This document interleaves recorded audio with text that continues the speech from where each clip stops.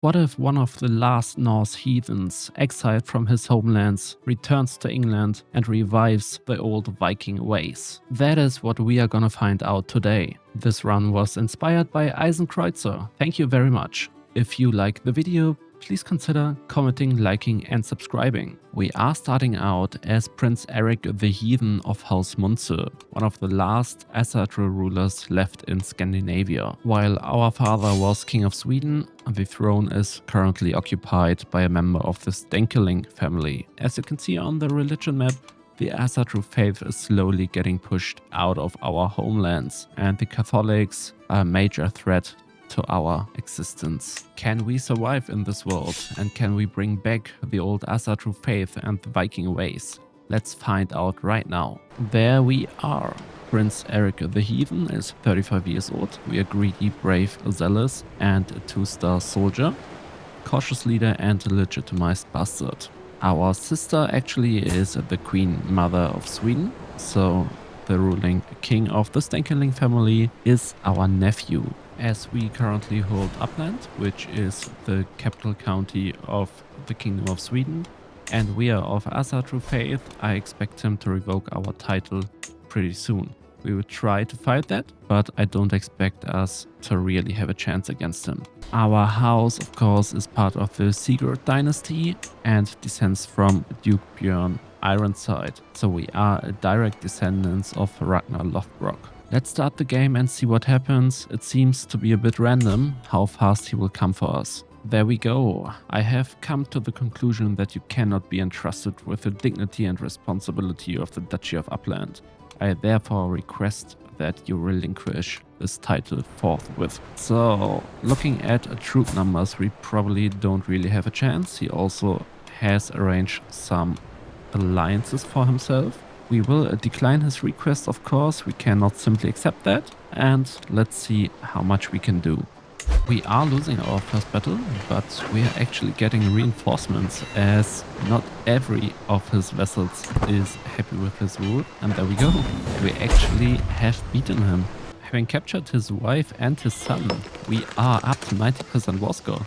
That is not even the direction I was going for, but it certainly opened some different paths for us. Let's see if we can actually beat him. We just lost a bunch of war score, and the reason for that is that his son isn't doing too good. He died in our captivity. And there goes our luck. Our advantage is gone. We have been beaten. We sadly had to reinforce our allies here, otherwise they would have been annihilated. But there also goes the false king, and the throne passed to his brother, our other nephew. And that are the last of our troops defeated. We are wounded. The united forces of Denmark, Norway and Sweden have crushed us. At this point, I think we can simply surrender the war. They are gonna siege down Uppland, and they will eventually have our family, our wife or even our son, and maybe even kill them. That's nothing we need to wait for, so let's just surrender to him. As expected, he strips us of our titles. That means we are going from riches to rags, and we will establish an adventurer camp. Let's get out of his country as soon as possible. We will flee to Finland, and we will simply go on and fulfill some contracts until we are rich and strong enough to make landfall somewhere else. We are at death's doorstep at 43 years of age. We are severely injured and ill. That brings us to very, very low health stats. Let's see if we can survive that, or if we will inherit as our 1-year-old son. That is something I didn't plan for this playthrough, but apparently we are a 2-year-old adventurer, Torbrand Eriksson of the Black Dragons now. We have recruited this nice Swedish berserker over here, Niels Wardenston. I'm not sure if that's a Swedish name, to be honest, but he is a pretty good warrior, so he is educating us now. The Stenkelings want to negotiate an alliance? No, I don't think so. After many years that we have spent all around the Baltic, we will now make our way to Iceland. There actually still are some counties of the Norse culture. Thorbrand wants to learn the true old ways. The emperor of the HRE has become a conqueror, so that is gonna become an interesting game. I did activate Inheritance of the Conqueror trait for the primary heir. We also have one over here in Castile, so they will inherit that to the next emperor. Thorbrand has come of age. We have become a pretty decent warrior, even though we are only a 3-star tactician. He did spend his last childhood years in some Norse villages and has decided that he will adopt the old ways. So we are now the Asatru Norse boss Thorbrand the Young.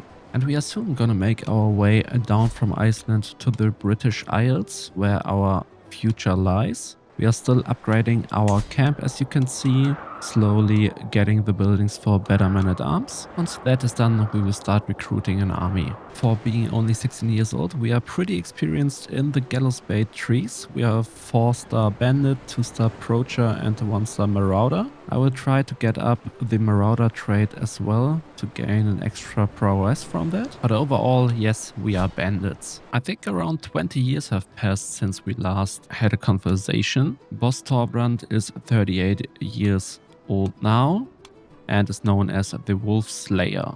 Thanks to a university visit, we have become a brilliant strategist, and due to more criminal contracts, we have gained much more experience in the gallows bait trade. We have recruited quite a nice army. As you can see, we have 5 out of 5 men-at-arms maxed out, and before we actually refill them one last time, we can take the decision, the travels of boss Thorbrand of the Black Dragons. That will allow us to create a book artifact that gets better with every 12 visited points of interest, up to 60, and we have visited 62 points of interest. It will cost us 500 gold and 1.5k prestige. That's absolutely worth it. I can only repeat myself in every video again. Here's our book artifact that will grant us plus 20% monthly prestige, while future generations will receive plus 40% monthly lifestyle experience. With our men-at-arms now refilled to its maximum strength, we bring over 4k troops to the field. We have 3 regiments of the Varangian veterans, 1 Huskal regiment and 1 regiment of the Mangonels. The English are currently extremely weakened and are fighting a war against the French over the Duchy of Anjou. So it is the perfect timing to strike against them. We will go in for the Duchy of Mercia, as that is the largest duchy in the Kingdom of England, and it will also grant us direct land access to the Welsh duchies, which then can be annexed by us as well. The Normans actually gathered quite an army over here. They've hired mercenaries and a holy order, but yeah, they are no challenge for our veterans. Oh, the king wants to negotiate our settlement in the Duchy of York. That is pretty sweet of you, but no thank you, we are gonna take our lands by force. Let's go in for one last battle and that should be it. Yeah, there we go, 100% war score. Enforce our demands. Here we go, victory. We are Jarl Thorbrander of Mercia. And I think that's the Anglo-Saxon COA for Mercia, isn't it? We do have Elfgifu, a former ruler of Mercia, in our prison. Why don't we actually make her our concubine? Or you know, we could go even further. I think we can go ahead and marry her as our true wife. She is 32 years old, so she can have more children. Let's try it. That would be pretty decent to have legitimate rulers of Mercia, even from the Anglo-Saxon side, as our children. Now we could go ahead and wipe Slate, so we get rid of all the penalties that Gallows Bait gives, but we aren't gonna do that. I think it fits our character, as he is a criminal, he is a bandit, and he is a raider. Speaking of raiding, the Welsh are the first suffering from the Vikings' return. Raiding, of course, is gonna make us extremely rich, not only by the raid itself, but also by all the ransoms. We do have a son and heir with the Lady of Mercia, and I am currently rewatching the Vikings TV show. So he is named Ragnar. Here you go. I would consider the Welsh raids done for now. That means the Welsh are now ready to be subjugated. We will start with Powys and slowly conquer all of their lands. I don't think they will really make a challenge, and we should be done with them once our peace with the English is over. Victory on the Welsh frontier. We have successfully conquered all of the Welsh duchies. That means we can turn our attention back to the English. Before conquering more lands, I thought they too should feel the pain of being raided by the returned Vikings. We are at nearly 2k gold now. That is not due to our monthly income though, it is mainly due to our ransoms. And as a little side quest, we are also picking up more concubines for ourselves. The terror from Warwickshire. For years I've swept out on devastating raids, bringing the full fury of Odin to a trembling world. For surely, if he disapproved, he would have struck me down by now.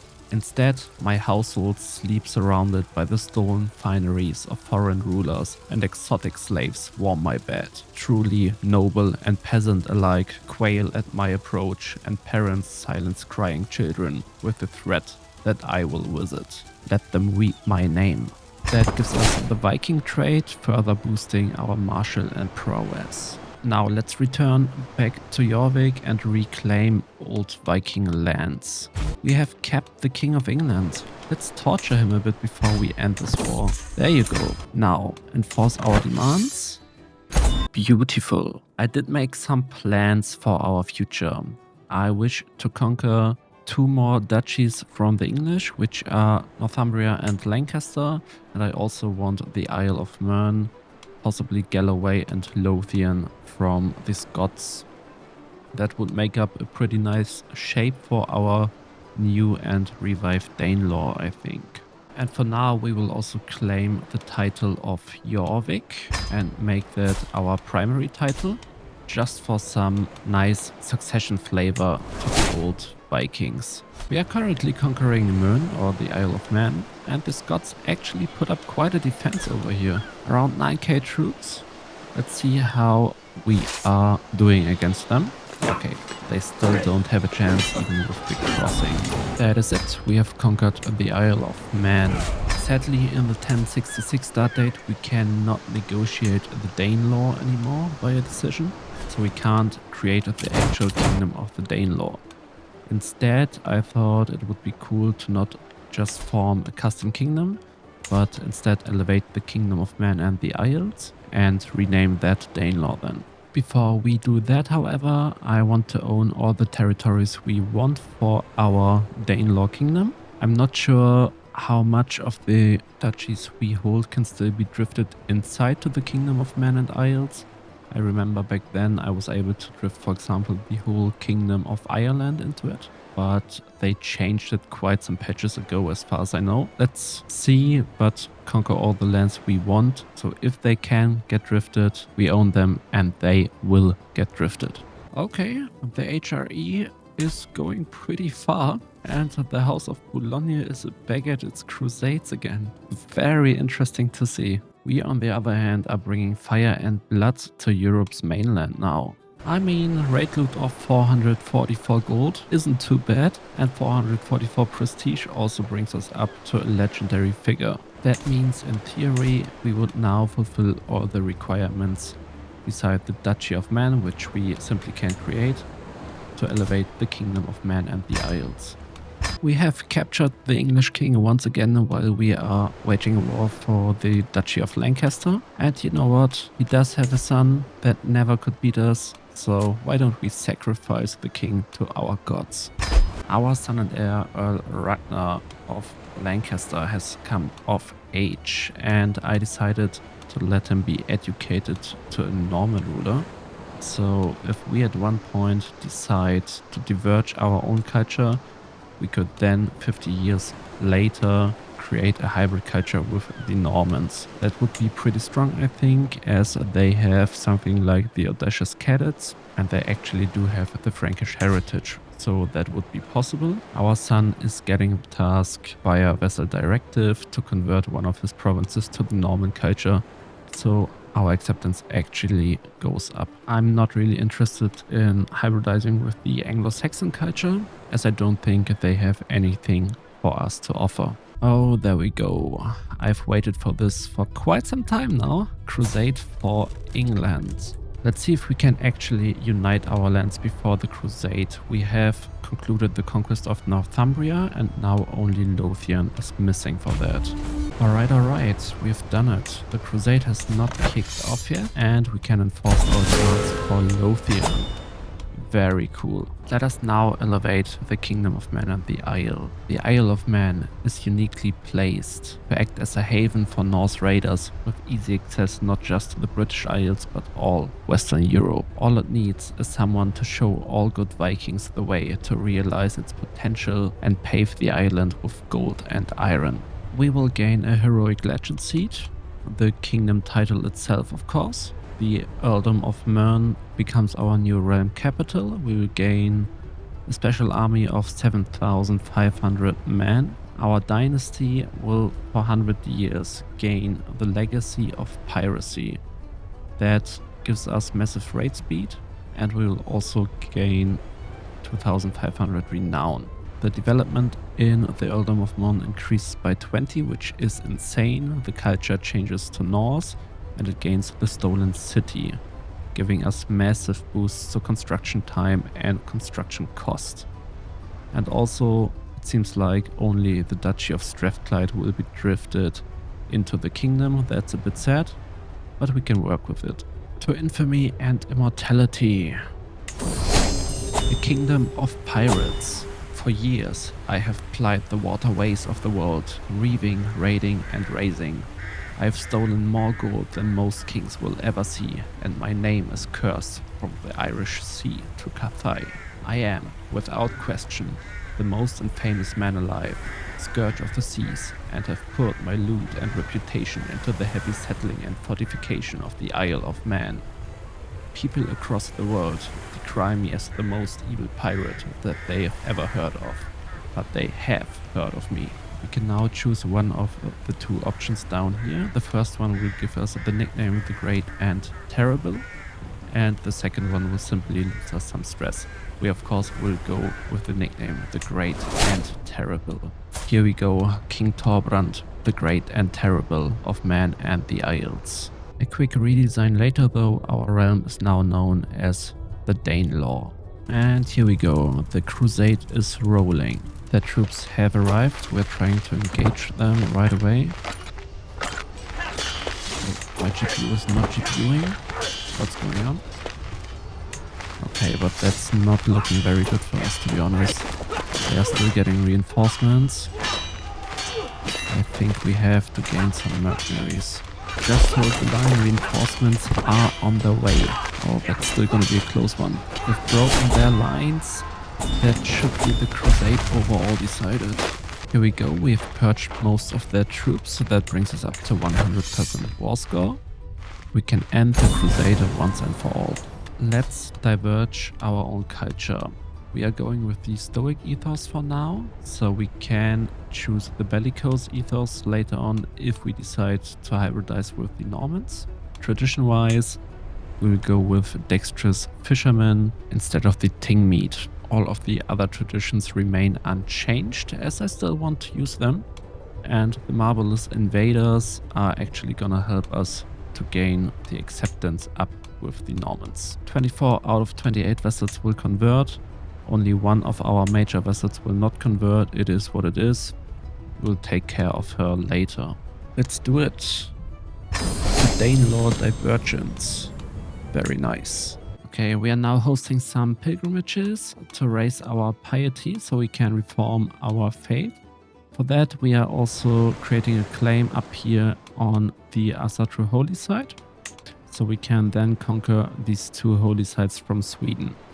For the Kingdom of Sweden and Uppland itself, we still have the claims of our father. And we of course also hold York. That makes 3 holy sites then. For our culture, we are also embracing maritime mercantilism now. That will be established within 5 years. That will further raise our coastal bonuses. We will gain plus 10% tax in coastal holdings, and the trade port line can be built one era earlier. We are also starting the Legend of the Pirate King. That is a heroic legend that we gained from the Isle and Man decision. On mythical level, that will give us access to the demand local submission decision, allowing us to subjugate any nearby realm. In the meantime, we are gonna make the Pope pay for its crusade. Here we go, that should be enough. Revenge is served. We can now go on and continue plundering all over the Mediterranean. Everyone shall fear the Vikings once again. Our claims in Sweden are fabricated, so we will now go on and take revenge on the Stenkeling dynasty and reclaim our father's rightful kingdom. Their troops are running from us. A few battles later and a few sieges later, we have gained 93% war score. That is enough for us to make peace. And we have successfully reclaimed the Kingdom of Sweden for our dynasty. Our Swedish vassals, of course, are Catholics and they hate us, but once our faith is reformed, we will simply revoke all their titles and replace them with true Viking rulers. Speaking of faith reformation, it is time to strengthen the Asatru faith. We are not gonna change much. We will stay with Patron Gods, Warmonger and Blood as tenants. Doctrine-wise, we will go with the fundamentalist attitude, lay clergy and the temporal head of faith. So we will crown ourselves as the one spiritual leader of the Vikings and re-embrace their faith into a more fundamentalist stance. Our marriage and crime doctrines are mostly gonna stay unchanged, as well as the clergy doctrines. The idea really is to stay true to the old beliefs, only reinforcing them in a way. Only 6 out of 36 vessels will convert. That are mostly our landed dukes over in the Danelaw heartland. That are the important ones. All the smaller ones are people we can get rid of, so I don't care too much. That will cost us 8.3k piety, but we have gathered 8.4k, so here we go. The Asatru faith has been reformed and we have been declared Fulkir Torbrand the Great and Terrible. Let's also found a holy order for our new faith, or our newly reformed faith. We will create them in Visby, so RP-wise we have a military force to pacify and defend our kingdom of Sweden. The holy order is called the Jomsvikings, and that is very cool. We have revived the Jomsvikings. With our reformed faith, we now of course have access to holy wars, and we will launch a holy war for the kingdom of England. They've gathered a larger force than I expected them, to be honest, but I'm not sure if splitting them up was a really good idea here. London has fallen, and with London falls the kingdom of England itself. Look at that, beautiful. We will keep London and the Duchy of Essex, by the way, and we will also let the English king have his kingdom title for now, I think. It's pretty cool to have him be called King of England, so he is the exile king, kinda. Oh yeah, and we, by the way, took one of the Stenkelings as our concubine. She's given birth to a son, which we have now granted Jorvik. The King of Alba has supported the English in our holy war, so we will now march north and claim his kingdom. He has not much of his army left, so that shouldn't be a challenge. Okay, we had to execute some prisoners for piety, but now we will march north. That was quite easy. We of course have gained some new Catholic vessels that we will have to get rid of, just as with the Swedes before, and we will do so step by step. Our legend is spreading pretty good, but we simply don't have enough land to bring it up to 300 baronies, so we will have to go into Ireland. Sadly, we can't conquer Ireland in one go. We don't have access to any more kingdom TCBs, so we will have to take as much land as possible in one campaign and then return for the rest of the lands later on. I regret to inform you that during King Valerin's coronation of King Valerin of France, he and King Ferrand of England made a pact to join their forces against you, serving King Ferrand's misguided quest for vengeance. Oh, interesting. Let's see what's gonna come out of that. The first step for Ireland is done, and both Irish rulers actually are of poor health and pretty old. So there may be a chance that they die before our truce expires. We have taken all of Ireland except one county. That brought our legend up to exactly 300 baronies. That means we can now increase the quality, and we can of course also complete the legend. Here we go. That gives us access to the demand local submission decision. Thanks to that, we will have 15 years of access to the demand fealty CB, and we will gain the fealty demanded modifier for 15 years, further reducing our men-at-arms maintenance by 25%. All will bow before me. Let's have a look at our new CB. As you can see, that will make any of our targets our vassals. Now, the thing is, we can only demand fealty from people of a lower rank than us, but we want to integrate Denmark and Norway into our realm, which means we need to become an empire tier to actually do that. And I would like to secure the High Kingdom of the North Sea, but there's no way that we go on and conquer Norway and Denmark with duchy CBs. So I think what we will do is to found a custom empire that will then not only drift Britannia but also Sweden in, and only Denmark and Norway will be missing de jure wise. Those could then be subjugated via our demand fealty CB. Alright, let's go on and found our new empire. I will leave the name as it is for now, Danelaw. And once we've conquered Denmark and Norway, we can form our own North Sea Empire out of it. Just as planned, that grants us now access to the demand fealty CB against Denmark and Norway. So we will go on and claim those lands, maybe even the Sapmi, the Finnish. And I've also realized that there's a King of Pomerania down here. And thanks to these new border protection laws that they introduced, we could actually attack the King of Pomerania without the Emperor of the HRE defending it. So maybe we go on and claim Pomerania as well. The kingdoms of Denmark and Norway have fallen to us, and we have proclaimed the Empire of the North Sea. As you can see, I have added ourselves a nice little COA. We have the English, Norwegian, Danish, and the Isle of Man in their quarters, and a crowned Asatru symbol in its center. That COA is based on a COA I found on Reddit. You'll find it linked down in the description. I think the only thing that is to do for us now is to secure our dominance over the Baltic Sea. Alright, we have successfully subjugated Finland, Estonia and Pomerania. That leaves us as the total superpower of the Baltic Sea.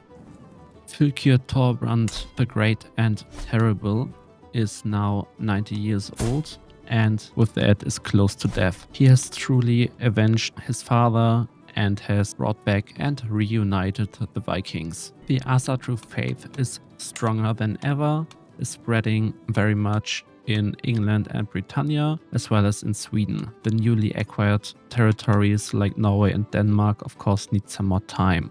For dynasty legacies, we went down the pillage track and have started with the warfare track. Will Thorbrand's empire rise to even higher places after his death, or will it falter and scatter? Let me know your opinion down in the comments. But that is where we are gonna leave it. Thanks for watching. If you liked the video, please consider commenting, liking and subscribing. Thank you very much, and I hope to see you in the next one.